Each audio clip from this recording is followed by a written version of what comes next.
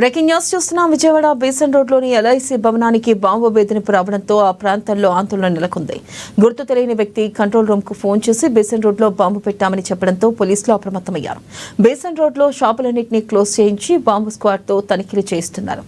Bomb పెట్టారన్న వార్తలు గుప్పమండంతో ఆ ప్రాంత వాసులంతా భయాందోళన చెందుతున్నారు. కాగా కాల్ చేసిన వ్యక్తి ఎవరన్న విషయాన్ని పోలీసులు ఆరా తీస్తున్నారు.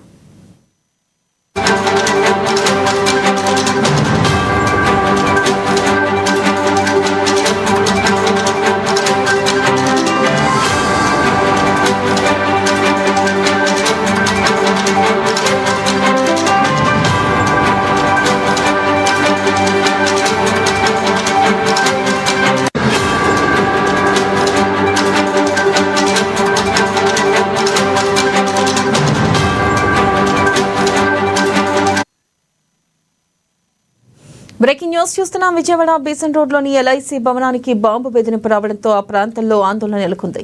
గుర్తు తెలియని వ్యక్తి కంట్రోల్ రూమ్ కు ఫోన్ చేసి బేసన్ రోడ్ లో బాంబు పెట్టామని చెప్పడంతో పోలీసులు అప్రమత్తమయ్యారు. బేసన్ రోడ్ లో షాపులన్నింటినీ క్లోజ్ చేయించి బాంబు స్క్వాడ్ తో తనిఖీలు చేస్తున్నారు. ఇక బాంబు పెట్టారన్న వార్తలు గుప్పమండంతో ఆ ప్రాంత వాసులంతా భయాందోళన చెందుతున్నారు. కాగా కాల్ చేసిన వ్యక్తి ఎవరన్న విషయాన్ని పోలీసులు ఆరా తీస్తున్నారు. తెలిపే మరింత సమాచారాన్ని మా ప్రతినిధి రాఘవ అందిస్తారు. రాఘవ, చెప్పండి, అసలుకి కాల్ ఎవరు చేశారు? అది ఫేక్ కాలా, నిజంగానే బాంబు ఉందా? అప్డేట్స్ ఏంటి? Thank you Vennela. Vijayawada bomb బెదిరింపులో కలకలం రేపింది రాష్ట్రంలో. విజయవాడ బీసెంట్ రోడ్లోనే ఎల్ఐసి భవనానికి బాంబు బెదిరింపులో ఫోన్ కాల్ వచ్చినట్టు కూడా పోలీసుల సమాచారం. అంటే గుర్తు తెలియని వ్యక్తి కంట్రోల్ ఫోన్ చేసి బీసెంట్ రోడ్లో ఉన్న ఎల్ఐసి ఆఫీసుకు బాంబు పెట్టామని చెప్పడంతో పోలీసులు అలర్ట్ అయ్యారు.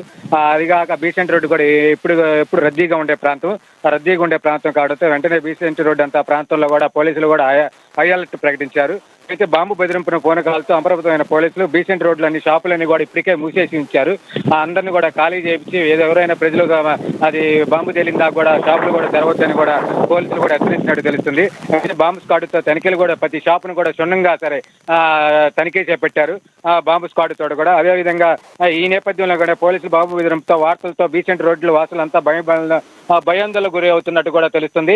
అయితే అసలు ఈ బెదిరింపు కాల్ చేసిన వ్యక్తి డీటెయిల్స్ కోసం కూడా ఆరాధిస్తున్నట్టు ఇప్పటికే పోలీసులు కూడా తెలియపరిచారు. అసలు ఎక్కడి నుంచి వచ్చింది పోలీసులు, ఇది నిజమైన కాలా లేకపోతే ఇది ఏదో ఈ గుర్తు తెలియని వ్యక్తి కాల్ చేయటమా, లేకపోతే నిజమైన ఏమైనా ఉగ్రవాది కాల్ చేయడా, లేకపోతే ఆట పట్టించడానికి కాల్ చేయాలని కూడా పోలీసులు కూడా నిజ నిర్ధారణ కూడా ఒక డీటెయిల్స్ అని కూడా దాని గురించి కూడా ఆరాధిస్తున్నారని తెలుసుకోవచ్చు. అయితే ఈ సంఘటన కూడా రాష్ట్రం అంతా కూడా కలకమైపోయింది. ఎందుకంటే మెయిన్ విజయవాడ రాజధాని దగ్గర ప్రాంతం కావడంతో అదేవిధంగా విజయవాడ కూడా బీసెంట్ రోడ్డు ఎప్పుడు రద్దీగా ఉండేది. ఉదయం 6 నుంచి మొదలుకొని సాయంత్రం 12 దాకా కూడా ఎప్పుడు రద్దీగా ఉండే వాహనాలతో కూడా ఎప్పుడు రద్దీగా ఉండేది. ఆ రద్దీ ప్రాంతంలో కూడా ఈ బాంబు కలకలం లేపడం కూడా అక్కడ స్థానికులు కూడా భయాందోళన కూడా గురి అవుతున్నట్టు కూడా తెలుస్తుంది. ఎందుకంటే అక్కడ షాపులు కూడా ఎక్కువగా మెయిన్ షాపులు కూడా షాపింగ్ మాల్ కూడా ఉన్నాయి. అదే ప్రాంతంలో కూడా ఎక్కువ ప్రభుత్వ కార్యాలయాలు కూడా ఉండడం వల్ల కూడా ఈ పోలీసులు కూడా అలర్ట్ అయినట్టు కూడా చెప్పుకోవచ్చు Vennela. Right, thank you Raghava.